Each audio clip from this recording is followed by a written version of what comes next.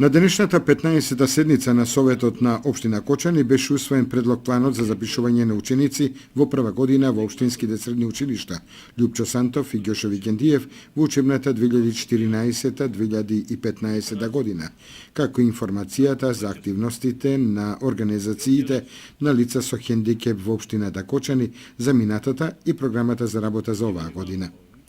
Најмногу дискусија предизвика информацијата за исправноста на водата од регионалниот водовод Кочани, како и другите јавни водоснабдителни објекти во општината во минатата 2013 година.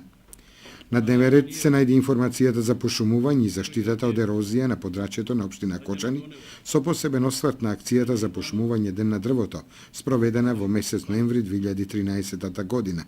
како и предлог програмата за дополнување на програмата за изработка на урбанистички планови. Исто така беше донесена и предлог одлука за намалување на висината за надоместокот за уредување на градежно земјиште за 20% на подрачјето на општината Кочани, кој треба да трае до 31 мај оваа година.